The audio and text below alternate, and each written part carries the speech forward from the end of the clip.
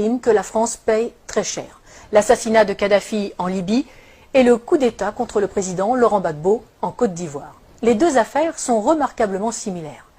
Pour résumer, dans les deux cas, un président français en exercice a sciemment utilisé la force militaire française contre un pouvoir légitime d'un État tiers pour imposer un régime plus favorable à des intérêts privés et, semblerait-il, également pour éliminer des preuves de financement occulte de campagnes électorales françaises. Et ce sont les populations, tant françaises que libyennes ou ivoiriennes, qui en paient le prix humain, financier, sécuritaire et démocratique. C'est le cadre général, tant en Libye qu'en Côte d'Ivoire. Sur le cas libyen, nous avons régulièrement sur ce même plateau détaillé les conséquences migratoires catastrophiques pour l'Europe et la France depuis que le verrou libyen a été brisé. Nicolas Sarkozy devra en répondre devant la justice, pour l'instant du seul volet financier qui a conduit à l'assassinat du leader libyen avec la complicité des services secrets français, mais il devra également rendre compte, tôt ou tard, avec le fauteur de guerre BHL, des conséquences mortifères pour le peuple libyen et pour l'Europe. Ces deux hommes ont du sang sur les mains et quel que soit leur caste, ils devront rendre des comptes. Le cas de Laurent Gbagbo est lui aussi exemplaire. Il est socialiste, mais il est surtout francophile, historien, écrivain, catholique, patriote et n'appartient à aucune loge franc-maçonne. Ce qu'il désire plus que tout, c'est que la Côte d'Ivoire se libère de la France-Afrique que nous avons dénoncée dans notre dernière édition. Il veut aller, comme il le dit lui-même, au-delà des discours. Je cite: « Pour l'instant, il n'y a que des discours. Tant que les piliers seront debout, la présence de l'armée française, le franc CFA et le choix des présidents, la souveraineté des pays d'Afrique ne sera qu'un leurre et la France-Afrique, la réalité. C'est un anachronisme, un scandale tellement énorme, cette dépendance. » Fin de citation. Il va vite devenir l'homme à abattre, d'autant qu'il n'est pas prompt à accepter les exigences de Villepin ou de Chirac qui attendaient, selon ses propos, des valises de billets et pas des valises de francs CFA.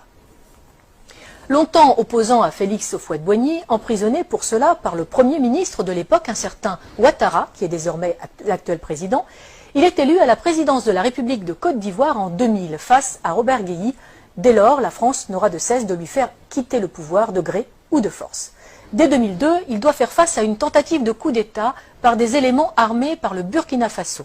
Non seulement la France ne le prévient pas de l'attaque, comme Laurent Gbagbo le dira plus tard, bien sûr qu'ils ne m'ont pas prévenu puisqu'ils étaient dans le coup. Mais Michel Alliot-Marie, alors ministre de la Défense de Chirac, refuse de faire jouer les accords de défense pourtant imposés à l'indépendance en 1960 par Paris. C'est une affaire ivoiro-ivoirienne, dira-t-elle. Henri Emmanuelli, ancien président PS de l'Assemblée nationale, expliquera cette trahison par cette sentence, je cite: « Laurent Gbagbo a eu depuis le début un souci, faire de la Côte d'Ivoire un pays indépendant.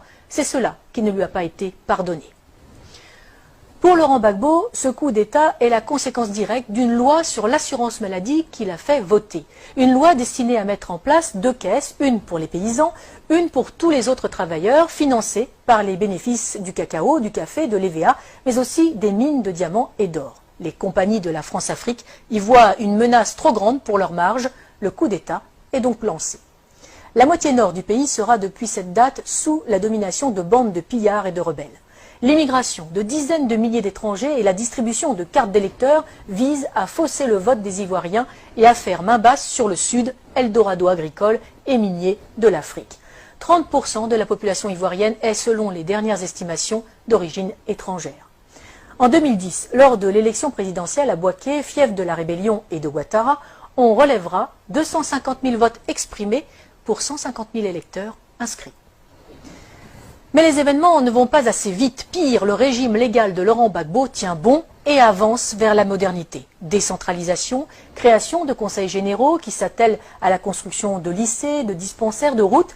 Les succès du Sud, sous le contrôle du pouvoir légal d'Abidjan, font rêver les Ivoiriens de la partie nord qui subissent les pillages et l'arbitraire des rebelles qui soutiennent Ouattara. Laurent Gbagbo est de plus en plus populaire. Si Laurent Gbagbo n'est pas dupe, il confiera depuis sa cellule à La Haye, je cite, « Pour anticiper les coupes d'État, il me suffisait de suivre les cours du cacao ». Il fait preuve de retenue, accepte de discuter même avec les rebelles, et malgré le double jeu du gouvernement français. L'ONUCI, l'opération des Nations Unies en Côte d'Ivoire, saluera même le professionnalisme des opérations militaires de l'armée ivoirienne qui ne provoquent aucun dégât collatéral ni victime innocente. Il faut donc trouver un prétexte. La première tentative majeure date du 6 novembre 2004. Deux Sukhoi de l'armée ivoirienne, pilotés par des mercenaires biélorusses, bombardent la zone de confiance, dénommée aussi ZOC, notamment à Man et Bouaké, et font 9 morts et 39 blessés parmi les soldats français. L'armée française réagit et détruit les moyens aériens de la Côte d'Ivoire, ce qui l'empêchera de lutter efficacement contre les rebelles. La force Licorne doit se lancer à l'assaut d'Abidjan. C'est la dernière partie d'un plan en 4 phases. Un plan qui a si bien réussi en Côte d'Ivoire que la France l'a appliqué en Libye et au Mali. D'abord, un appel à l'aide d'un gouvernement fantoche ou rebelle reconnu comme légal. Ensuite, une première promesse d'aide par l'organisation régionale qui se retrouve vite dépassée. Puis un mandat de l'ONU au nom de crimes contre l'humanité, viols, etc. Et enfin, l'intervention de la France sur le plan diplomatique, économique et militaire pour mettre en place les hommes choisis.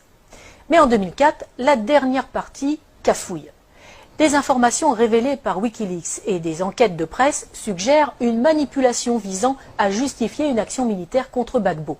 En 2016, la juge d'instruction française Sabine Kéris demande le renvoi devant la Cour de justice de la République, la CJR, des anciens ministres Dominique de Villepin, Michel Alliot-Marie et Michel Barnier, suspectés d'avoir permis l'exfiltration des mercenaires responsables de l'attaque contre les forces françaises.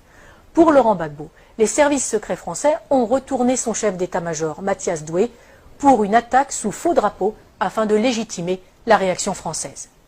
Le parquet général près la Cour de cassation a indiqué n'avoir pas saisi à ce stade la commission des requêtes de la CJR. En 2011, alors que Laurent Gbagbo a remporté les élections de 2010, malgré les quelques 450 000 électeurs fantômes rajoutés dans le Nord, Ouattara et ses amis français décident de forcer les urnes.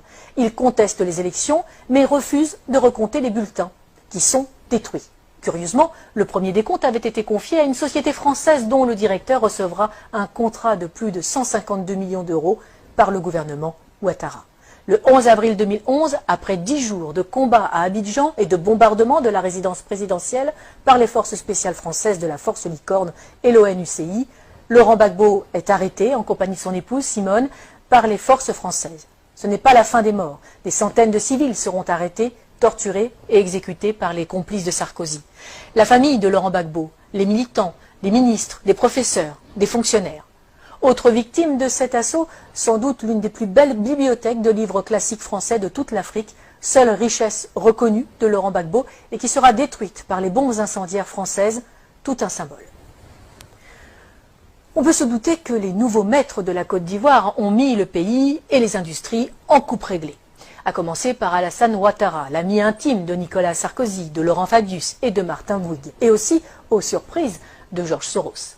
Le moindre coupeur de route et assassin du Nord est devenu qui préfet, qui commandant de police, qui chef des armées ou président de l'Assemblée nationale.